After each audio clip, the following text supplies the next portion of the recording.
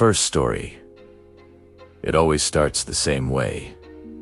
Something so ordinary, so forgettable, that most people wouldn't even mention it. But when it happens in the silence of your own space, when happens in a way you cannot explain, it burns itself into your memory. Hearing your name when no one is there is more than a creepy coincidence. It's a psychological trigger. It makes you question your own mind, your own reality. Tonight, you'll hear 3 true stories of people who experienced exactly that. And by the end, you'll see why the human brain can make an empty room feel like the most haunted place on earth. The first story happened to Daniel, a college student who had just moved into a shared apartment near campus.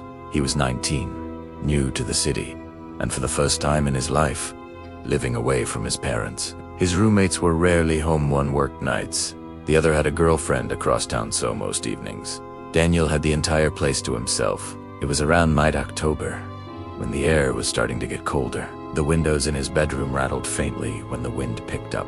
The first time it happened, Daniel was lying on his bed, scrolling through his phone. He heard it clearly, from the corner of the room near the desk. A soft, low voice said his name, Daniel. He froze. He thought maybe his roommate had come in without him noticing, so he sat up and looked toward the door, but the apartment was silent.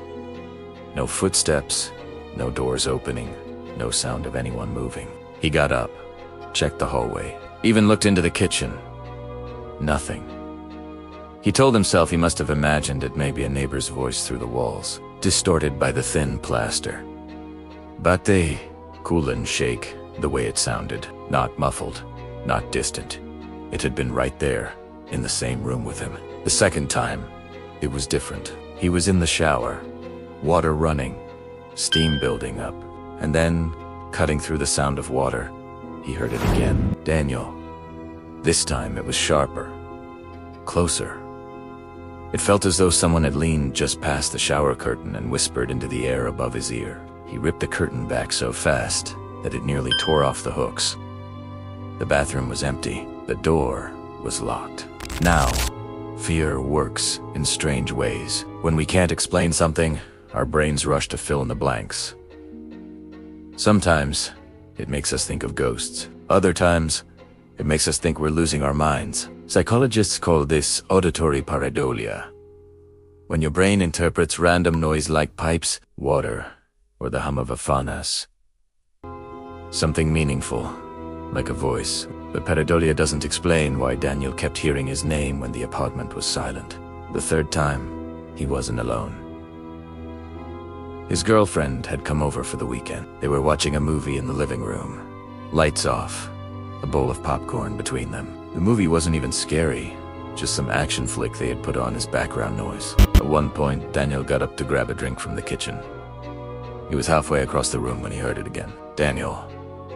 He spun around, expecting to see his girlfriend teasing him. But she was staring at the TV, confused. And then she looked at him and said, "Why did you just call my name like that?" Daniel felt his stomach drop. He hadn't said anything. She insisted she had heard him clearly. A man's voice, calling her name. Now it wasn't just in his head anymore. That night, they slept with the lights on. Every creak of the apartment seemed louder. Every gust of wind through the window carried a sound. Neither of them wanted to admit it, but both of them were waiting for that voice to return. Weeks later, when his roommate finally confessed that he, too, had heard someone whispering his name at night, Daniel realized something.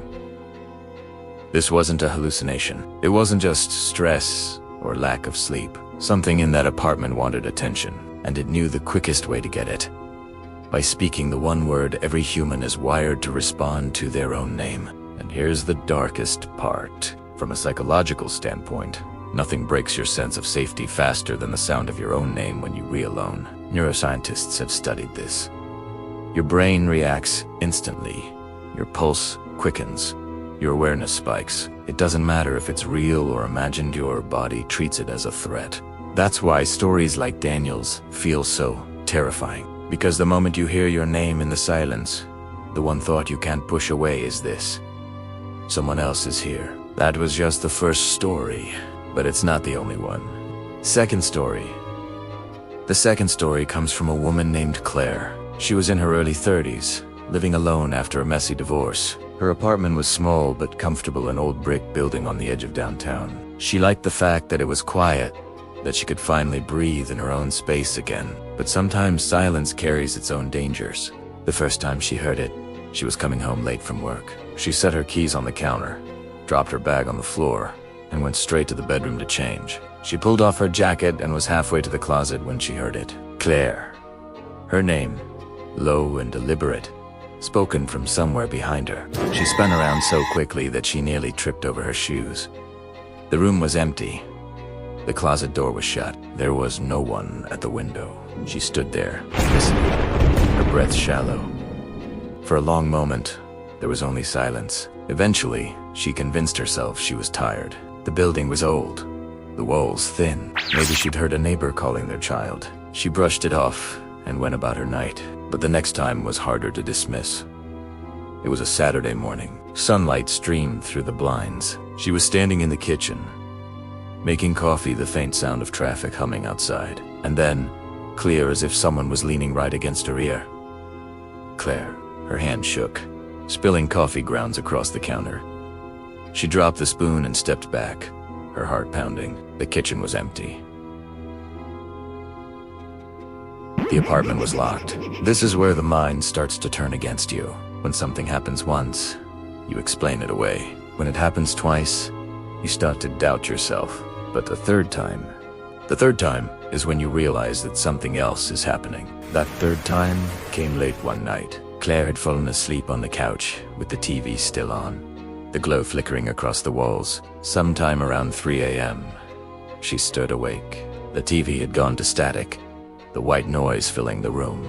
She reached for the remote, but before she could turn it off, she heard it again. This time, it was louder, sharper, almost impatient. She sat up, every nerve in her body screaming. The sound had come from the hallway. She forced herself to look, her eyes straining against the darkness. At first, there was nothing, but then she noticed it. The door to her bedroom, she always kept it shut, was standing wide open.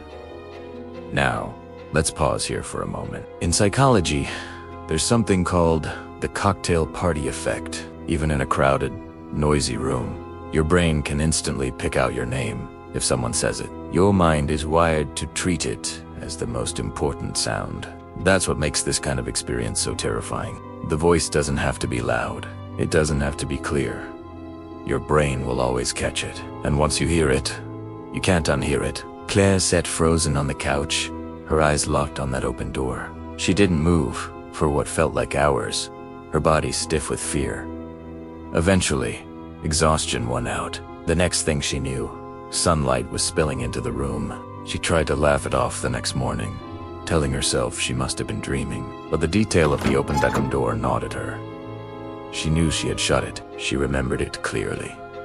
And that meant someone or something had opened it. Weeks went by with no more voices. Just when she thought it had stopped, it happened again. She was on the phone with her sister late one evening, pacing the living room as they talked about work and family. And then, cutting right through the sound of her sister's voice, she heard it again. Claire. She froze. Her sister was still talking, unaware. The voice hadn't come from the phone. It had come from inside the apartment. Her sister noticed her silence and asked if she was okay.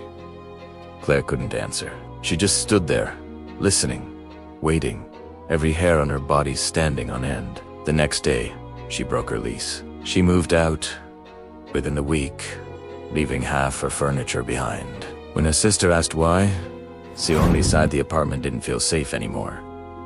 She never told her about the voice, and maybe that was the smart choice. Because once you start telling people about things like that, you realize how many of them have experienced something similar. How many of them have heard their name called in the silence, with no one around to say it. The truth is, voices like that don't just scare us. They manipulate us. They play on the deepest part of our psychology, the instinct that says, someone knows me, someone wants me,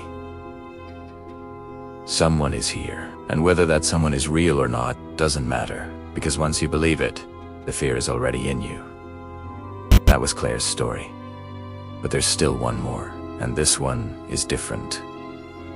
Because sometimes the voice doesn't just want to be heard. Sometimes it wants a response. Third story.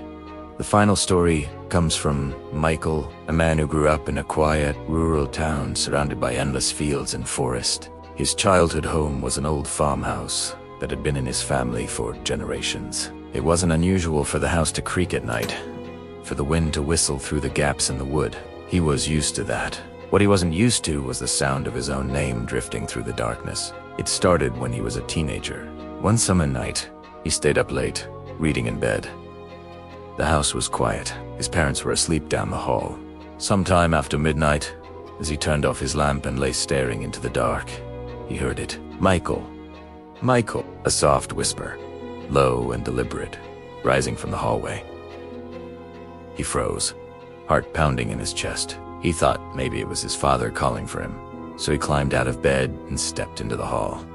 The old wooden floor groaned under his feet. He peeked into his parents' room. Both of them were sound asleep. He told himself he must have imagined it, that it was just the house settling. But the next night, it happened again. Same time, same whisper. Michael. This time, it came from downstairs. Against his better judgment, he went to check. The farmhouse was dark, the air heavy with the smell of dust and old wood. He moved slowly from room to room, every shadow stretching long and strange. Nothing was out of place. And yet, as he stood there in the kitchen, he couldn't shake the feeling that someone had been there moments before. Now, here's where the psychology becomes important. Humans are wired to respond to their namites, one of the very first sounds we recognize as infants. Our brains attach enormous importance to it. That's why hearing your name in the silence is so deeply unsettling. It bypasses logic and strikes at something primal. For Michael, the whisper didn't stop. Over the next weeks, it became a pattern. Always after midnight. Always calling his name. Sometimes from the hallway, sometimes from the stairs, sometimes from just beyond his bedroom door. He started sleeping with a light on, but it didn't matter. The voice always found him. One night, he decided to ignore it. He lay in bed covers pulled tight, heart racing as the whisper came again. Michael. This time, it was closer. He squeezed his eyes shut, refusing to move. But then it spoke again, louder. Michael. And this time, it wasn't just a whisper. It was sharp, urgent, like a command. Against his will, he answered. What? The silence that followed was worse than the voice itself. From then on, the whisper changed. It no longer sounded like his name was being called from far away. It sounded like it was inside the room with him. Sometimes, it felt like it was inches from his ear. Other times, it seemed to come from under the bed. He grew paranoid. He stopped inviting friends over. He stopped sleeping in his room, preferring the couch in the living room where the whispers seemed weaker. His parents thought he was going through a phase, maybe stressed from school. He never told them the truth. Years later, when he finally moved out of the farmhouse, he thought he'd left it behind. But the first night in his new apartment, as he unpacked boxers in the quiet, he heard it again. Michael. And that's when he realized something chilling. Whatever it was, it hadn't been tied to the house. It had been tied to him. There's a theory in psychology about auditory hallucinations that sometimes extreme stress or isolation can make the brain misfire, creating the illusion of voices. But hallucinations don't follow you across years, across places whispering the same thing over and over. Hallucinations don't know your name. Michael never figured out what the voice wanted, but he learned something important. The more you respond, the stronger it becomes. By answering that night, he had opened a door. And once a door is open, it's not so easy to close it again. So, if you ever hear your name whispered in the dark, and you're sure you're alone, remember Michael's story, and whatever you do, don't answer, because sometimes the silence after your response is worse than the voice itself.